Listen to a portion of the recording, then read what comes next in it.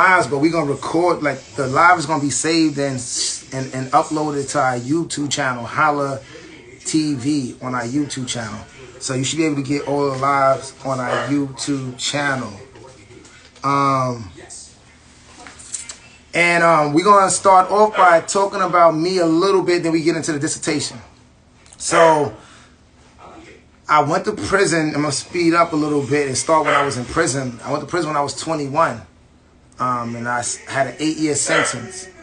And when I went to prison, my son was 6 months in my soon-to-be wife's womb, and I was going to be a father, and I was becoming a father in prison. And a couple of months to a year later, I became a husband. So I was a father and a husband in prison, and I was thinking about, damn, I'm already in prison, and I'm not there for my family, and I'm a father and a husband now. Like, I'm learning what these concepts and what these things mean to me, and I'm feeling the responsibility to wanna try to live up to some of that that energy and definition and principles of what it means to be a husband and a father. So that called me to start working on myself, thinking a lot, reflecting.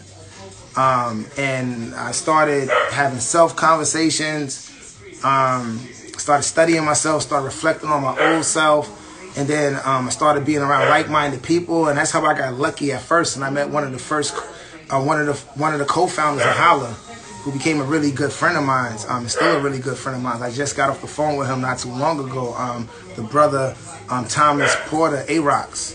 And I met him in Rikers Island, and he was on his own similar path. You know, he was a street identified, representing the Blood Nation, but he had a vibration and an energy about him that was deep. And me and him had many interpersonal sharings in prison on Rikers Island, not prison but jail, Rikers Island, on bunk beds, talking about our life, talking about what we want, who we want to be if we get out of prison, when we get out of prison, hoping we could beat our case. You know, like, we was always in a dream, like, yo, we about to beat this case. Yo, when I get out, I'm doing this.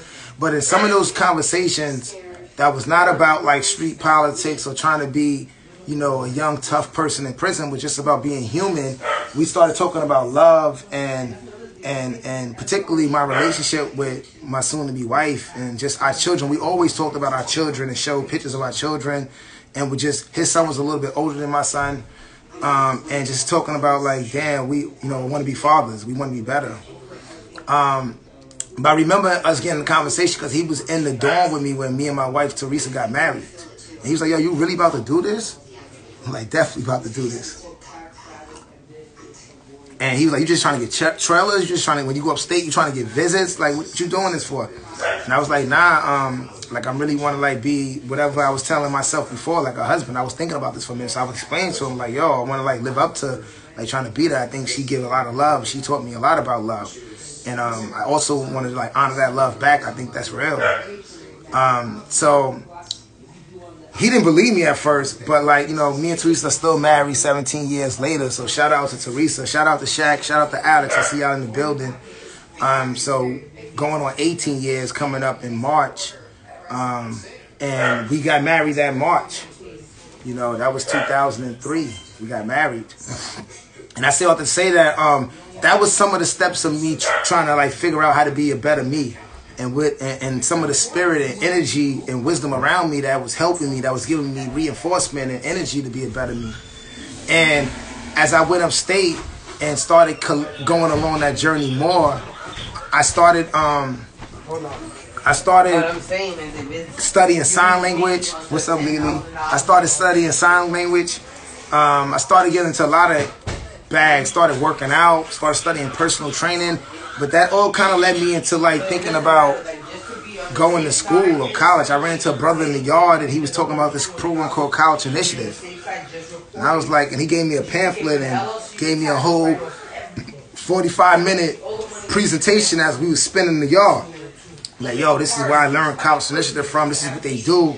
Like, here go the information. You can hit them up. They're going to hit you back. And I was like, word, this shit is real. Like, they start giving you college information while you're in prison. He's like, yeah, they line you up. They're going to give you booklets. They're going to give you packages. They're going to give you everything. Just hit them up. And that was like my, you know, I didn't know what that conversation in the yard was going to do to my life you know, beyond college, like the people who were leading that program and the people that became my big sisters and leaders in the movement and people that are my friends. But I got contacted to like College Initiative, and at the time Cheryl Wilkins, Missy, was like the main person coordinating with people in prison. And that was also a time when me and my wife and my family wasn't in conversation for a minute at a time. So my correspondence with College Initiative, and I get in those packages and getting a letter with those packages was part of the only mail I was getting that time in prison anyway. So for those of you who've been in prison, you know what I'm talking about. But for those of you who've never been in prison, you know, it's hard just to be away from your family, be away from your block, be away from your culture any day, any second. But it's also more complicated when you miles away, you're doing years. And then sometimes you don't hear from your people, the little contact you can through mail or through visits, wherever you come. But you see other people who get some of those or who gets a lot of those. You know, all these things play in the culture and the atmosphere that people be in when they feel depressed, or how prison could be hard, or how prison could be easy, or how prison could be a struggle. It's not just the physical stuff, it's the emotional stuff you go through, and the deep tear you go through. So getting mail is a big thing in prison for a lot of people, you know, and some people live without it and struggle without it. But to be connected to your family and connected to the outside world is important. And at that moment, I wasn't really doing no kind of building with a lot of the outside world, just because the struggle of being in prison is hard on families. It's hard on people in prisons, and certain moments, like interactions, be hard because people are in prison asking for stuff and going through stuff and feeling like they need support. People in the world are still getting fucked up by institutional failure and white supremacy and going through stuff and trying to translate that. And then sometimes that just leads to like people like, yo, fuck that, and that leads to breaks and gaps. And even when people are not doing that and trying, it's still like with all the jobs and stuff, people just can't connect like that. Long story short, when I was getting that letter and that mail from College Initiative and from Cheryl, that was really important at that time. And then the information, I didn't know it was going to lead to me going to school when I come out, going to like different levels and leading to this conversation today about the dissertation. But they spin in the yard, the connection to College Initiative. And we're going to talk more about Cheryl and them in the dissertation and the chapters. But I still have to say that, like, I didn't even know what I was going through, how I got here. I was really just trying to like better myself. Let me see what's up with what I do. I was really just trying to better myself, and then in the process of trying to better myself, I ran into going to school. And then when I figured out I wanted to go to school, I was like, yo, I'm gonna go to LaGuardia because that's from Queens, and I was on my Queens tip, Queens up, you know. Shout out to everybody from all through the boroughs, but a special shout out to Queens, to the Bond Building, man, and just to Black, Brown, and Indigenous communities all over, and to all of our people inside of prison as well. I'm giving shout outs, and shout outs to our moms and our grandmoms and our daughters and our wives. So when I came to LaGuardia, I really started landing on, after studying the manual that Cheryl sent to me from College Initiative, I studied all of the different schools across the CUNY system because they only gave us really the CUNY system package. I studied all the programs, and I was like, oh, I'm going to LaGuardia, and I'm going to the Deaf Studies program. So 2 days after prison, I go to LaGuardia. And I get into LaGuardia, and I start my college degree at LaGuardia, a community college. And I just wanted to learn sign language. I was studying sign language in prison for 2 or 3 years before I came home. I was really fluent with sign language at the time, back then. But I also want to learn more about the history, about the community, which I did when I went to LaGuardia. And that led me to thinking about maybe just learning sign language isn't enough. Maybe I should be a psychologist. Maybe I should help people with some of the issues that society lands on people that are from the deaf and hard of hearing community, that often I didn't know about, and how I was landing on myself. And from that process, I was like, yeah, like it's good to be an interpreter, but what else can you add to that? Can you add some psychology? Can you add some social work? Can you add something else that could just not only interpret for this community, because this community is already expressing and can interpret for themselves, but can bring some goods to the struggle that they've been in historically and currently still are in. My dog is barking crazy, so this is that COVID life. So, pardon me. So I'm just really trying to give y'all a scope of how I got into school before we go into the dissertation. And then that led me to doing a lot of stuff when I was at LaGuardia. I got into a lot of on-campus activities and organizing and special programs for like elite students, and was volunteering, and was in Greek fraternities, and was, you know, so I was really active in school, and that led to me getting an opportunity to get a scholarship, a CCC a community college transfer opportunity scholarship to NYU. But if you take that program, you had to only go to like a certain school, the School of Steinhardt. But it worked out for me because I wanted to study psychology, and they had a program called Applied Psychology. So I was like, boom, I got sign language already. Let me go to NYU and get this psychology, and then I'll be good for the deaf community.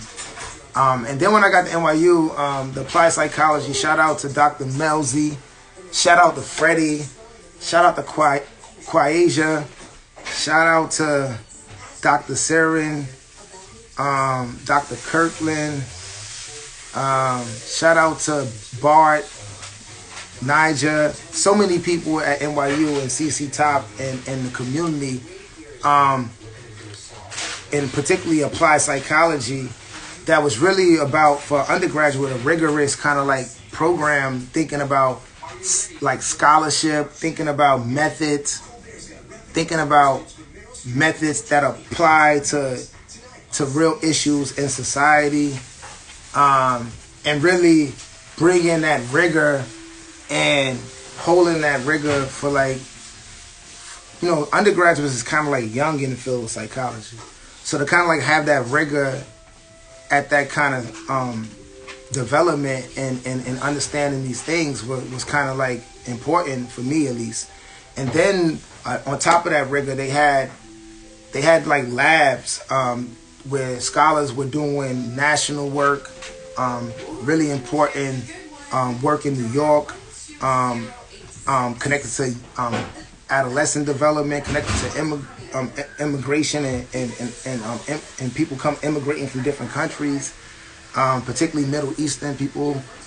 A lot of stuff focused on youth, some stuff focused on incarceration for women, and the psychological and social impacts of all of these, and using many different kind of quantitative methods and qualitative methods to evaluate this. So if you was a student and, you know, learning this kind of like rigor in your classes, and then you was also attached to one of these labs and you are getting some applied study at the undergraduate level, I got a lot of experience. And then I also had an opportunity to go into the honors program, which was a little bit more intention and rigor of you doing your own project and trying to keep that rigor all the way through. So I say all to say, in that program, they talked a lot about dissertations and they talked a lot about scholar and rigor and methods and all of that. And then I started learning about, like, oh, there's more school after this. I didn't even know there was more school after that. And another thing to mention is, before I went to NYU, even though I grew up in Queens, New York, I didn't even know what NYU was for like most of my life. Definitely before I went to prison, I couldn't even point to like, yo, they go NYU. So for somebody who was definitely New Yeti in New York and thought I was all New York and know how to hop trains and get on trains, if you would have asked me like, yo, where NYU is at, I couldn't even tell you. So when I got to NYU, I also had another deep experience that, like, I was about 30 because I just came home from doing the 8-year bid, and then I spent 2 years at LaGuardia finishing my community college degree. So most of my peers were like younger than me. They were like 21, 19. Some of them not even 21, 20. And they was coming straight from high school, and the NYU was a really elite, liberal school, so it's a lot of people coming from wealthy backgrounds and a whole lot of different experiences, even if they black, just coming from a way different experiences. And one of the main points I'm trying to land on right here is that like we did this project, me and Freddie, who was another student with me that transferred to NYU with me, with our whole program, asking them how did they get to NYU? You know, what was their journey to NYU? We did a research project. We gave people like a sheet of paper, told them to map out their journey through colors, through draft, through poetry, whatever they wanted to do, and then shared to us what they wrote, what they drew. And we found out that like a lot of people who was there, like from, you know, a lot of my peers came from different countries. A lot of our people was from different parts of the world. But like they knew that they was coming to NYU since they was like 2, since they was like 5. Some said it was my dream school since I was like third grade. Since then, so they just had a notion of being at NYU or seeing it. Oh, my father was here. My father was here. My mom's went here. So it was just deep to see how all of our journeys to NYU got there. And for me, like I was just thinking like, damn, a lot of people on my block, we just never think about this. And I was learning how like for some people, this is always in their conversation. This is like this is always like in their tradition, in their lineage. Their moms went there, their father went there. It was their dream school. They knew they was going there since they was in first grade and they was writing their essay. And I think that gets into the dissertation in a different way when you think about like spirit and when you think about hope. And the dissertation talks a lot about spirit and hope. So I just want to uplift that. Long story short, in that part there, I started realizing that I could potentially keep going in school, and that's the first time I even thought about like going to a Ph.D. program. At the same time, I started building relationships with Dr. Michelle Fine, the Public Science Project at the Graduate Center, while I was still a student, an undergraduate student at NYU. And I started doing research with them. I started studying with them. And they was telling me too, particularly Michelle was like, yo, you definitely should apply for a PhD program. You'll be a gift to a PhD program. And I support you in doing that process. And you should definitely apply to the Graduate Center as well. So that's kind of like how I started applying to a PhD program. I even got into like an understanding of what like a PhD is. And it wasn't until I came out of prison in 2008 that I even started to understand, 2009, when I really even started to understand that NYU was right there, like by West 4th and etc. when I was about to transfer there. And I still didn't know what a PhD was or what a doctoral program was at that time. And then going through the applied psychology program and going through some of that rigor that the program had in place and just trying to be my best version of myself, I kept stumbling into conversations about this. And then I thought maybe this is something for me because I didn't see a lot of formerly incarcerated people with PhDs. I also was really seeing how all of this kind of idea of like science, like theory, methodology, systematic understanding, how it could change policy, how it could change laws, how it build programs.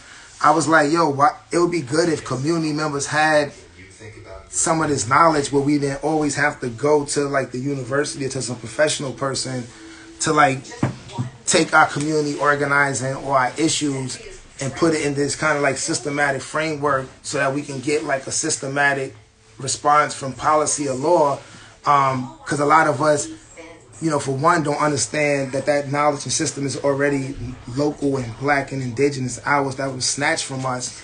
But two, now that it's snatched from us, a lot of us don't know how to own it, don't know that it's ours, don't know what it means. And we often gotta like wait till like the researcher or the theorist or the scholars give us like the forecast before we can kind of like move on it. So in my experience, I've seen a lot of people who merge scholar activism. I've seen a lot of people that I learned from who are not even like in PhD programs or any professional institution, but are in grassroots movement legacy. We're going to talk about some of that in the document, in the dissertation, that are scholars, whatever they call scholars in the academy sense, that are theorists. It was a combination of saying, how can I get some of that, bring some of that there? And I also want to learn and relearn some of that because it was stuff that I didn't learn, that I've been disconnected from myself. And I also at that time thought that like getting a PhD was going to be important for some certain access and speaking a certain kind of voice in certain places. And I think overdoing the work while doing the PhD, I'm not sure if that's true to me now, but that's what I thought at the moment. That like, yo, if I had this PhD, that I would be in certain spaces and I'd be able to say certain things. And I do believe there's some truth to it. But I believe also just throughout the journey of organizing and being in relationship with that I've still been able to get into spaces and build, and I've seen elders and other community members without PhD get into spaces to build when you're coming from a place of like authenticity, like study of your experience, study of history, and speaking about stuff that's about moving us forward. I think those things, regardless of what label you have, if you put that into a consistency praxis, it gets you into like the spaces that you need to get into. So that's kind of like some of the journey to the PhD process. And then like when I was in the PhD process, I started in 2013, and it took me about 6.5 years to finish the whole process of going through classes, doing first doc, second doc, dissertation proposal, and then writing a dissertation, analyzing it, getting feedback, and then defending it. So that whole process was a 6.5 year process. Some people do it in 3 years. Some people do it in 5 years. Some people do it in 10 years. Some people do it in 15 years. A lot of people, particularly black and brown people, get pushed out just because of white supremacy and sexism and hyper productivity. And the fuckery of like not honoring the personal and political, but like the lives of like certain individuals who make it to that university with their families, with their history carry, and how PhD responsibilities or hyper productivity, and it's kind of like most often Eurocentric notion of like care and like what scholarship is, often don't think about how people are socially, historically situated in their families and in their communities. And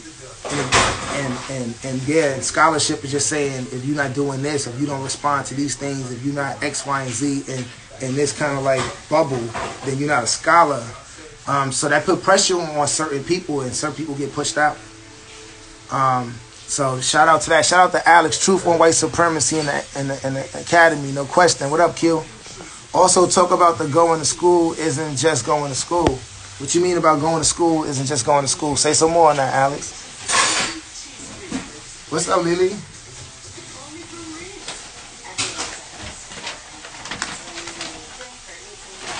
So that was some of the context. So I want to lay some of that out, you know, and it's a lot of stories within those stories about LaGuardia, about studying liberal arts, deaf studies, and transferring to NYU. And my first time ever realizing NYU was there, being formerly incarcerated, looking similar like how I look now, being a little bit older, then being a student in classrooms and group texts and working with NYU. I also did a lot of organizing at NYU around Abolish the Box, at NYU, but all over the country, at Princeton, at Puget Sound, at Brown, and helping other people build their campaigns to abolish the box. And then we started working on abolishing the box, not only from our personal institutions that we were connected to, but the Common App in general. So it's a lot of stories about, you know, my research and my understanding of school and being a student that's wrapped up in those stories. And those are also how I played parts in how I went to the PhD program too. Besides like that conversation about rigor and like psychology, those was like really important things to think about what kind of like atmosphere I was going to. But all of the community and student organizing and engagement I was in was really important. And I brought those things with me into the PhD program. Alex said YouTube school resources to organize and do youth development. Yeah. That's what I'm saying. Like like part of going to school was like a political project. Like I used those when I went to a PhD program. I was telling my professors, my students, my peers that were students like me, And I just figured out how to say it more and say it clearer throughout the process. But I always kind of start off saying that being a student is like a political project, you know, that, like I said, I think, I don't know, like I know I'm gonna learn some things and learn some important things, but I think like it's ideas and concepts that I'm close to, that are in ethics and values that come from community, that come from grassroots people, come from elders and ancestors, that I think are way more important than any of the stuff that I'm gonna learn here.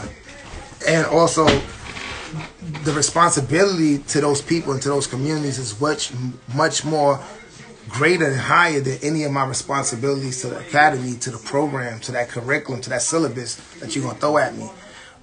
So that was always like I was definitely gonna work my hardest to be there, but like I was always gonna center myself politically in that way. And then also I was there to learn more about youth development, study organizing, study scholarship and ideas, but also snatch resources, snatch ideas back,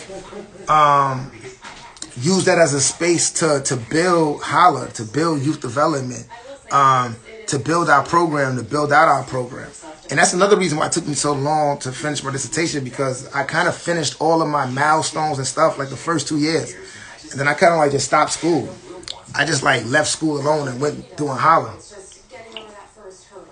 and building our 18-month process, facilitating our 18-month process with 10 young people, doing deep political relationship building and organizing that led into us launching and building on the Healing Justice movement, of us doing 80 circles all over the country, building Healing Justice summits in 2017, holiday talent shows.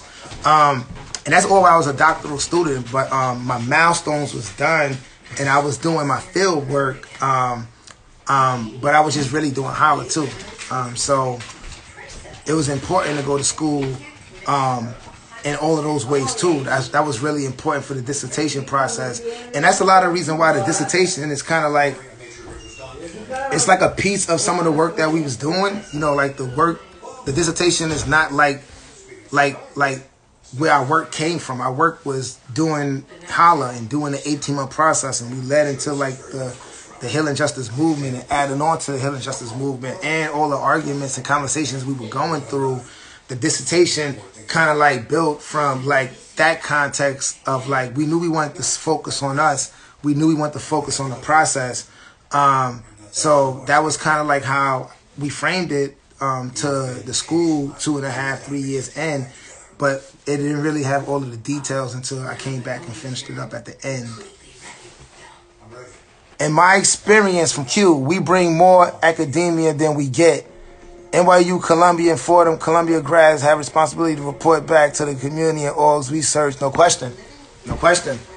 And that's one of the things we learned in the research we did, and not to stay on that one too long, but when I was at NYU and building relationships with the Graduate Center, Michelle Fine, the Public Science Project, John Jay College, and a lot of formerly incarcerated people, Vivian Nixon, and so many young brothers and older sisters and younger brothers and younger sisters coming home from prison who were at all levels of academia, but just coming home from prison. We did a PAR project called The Gifts They Bring, and documenting, because there was a lot of fake stigma around that formerly incarcerated people were like a threat to college campus.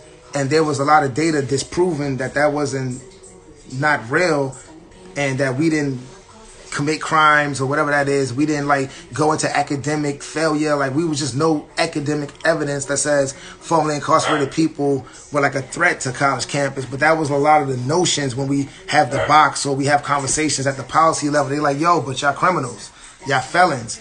So we kind of turned the research on its head. Like, we showed real quickly all that data and all that stuff that says you bugging, that you doing some white supremacist, internalized shit and projecting it out onto the people. But we also said, we bring gifts to your university. You know what I'm saying? Like, when Cory go to your university, him and other formerly incarcerated people started the Abolish the Box campaign at NYU and across the nation. Like when this student over here go to a university, like they build like a formerly incarcerated program within the university. They doing all kind of civic engagement, and they still a 3.5 student, a 3.9 student, and they one of the students that like lead in conversation in the class. Like, yo, they got experience. You know, they got like experience. They read and they do the reading. We reading, we doing the reading. We got experience. So we some of the people that do a lot of the teaching in the class. Because a lot of people that go to colleges like don't be reading like that. And for those who do read, you know, probably be nervous to speak.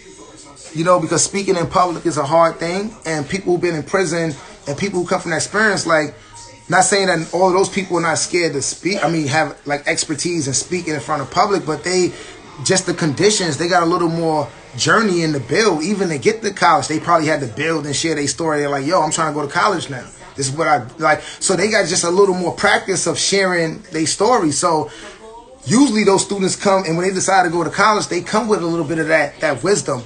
So they usually open the building classrooms while other students, like, for whatever reasons, don't. And then with students who do build in classrooms, like, even the smart students who really, like, and what I mean by smart mean really do all of the stuff that's required of them. They study all of the readings. They think about the courses that they taking besides the courses, and they have all of that experience. And plus, but they only 19, 20, so they got limited experiences to life, to certain things. So people who are formerly incarcerated, like, they also add other life experiences to the text. Life experiences to the concepts that are being shared in the classroom. So we just learned so much of how formerly incarcerated people are just gifts to the universities, from the civic to the academic to the personal, social fabric of the university. So just shout out to that research right there, the gifts they bring. You can find that anywhere online if you type in the gifts they bring. It was a participatory action research project with a lot of formerly incarcerated people. Did focus groups, did analysis of videos. We drew maps, asking people what gifts they bring. It was also a policy work, really to shift policy at the missions. So it was a research design, particularly to shift policy. And a lot of the work that I later started being a part of at NYU and at other college campuses across the country come from that research as well. So it was research to kind of like really open up more organizing. So we at 1:45, man. Any questions, man? We got like another hour and 15 minutes, and we got to go through 4 chapters.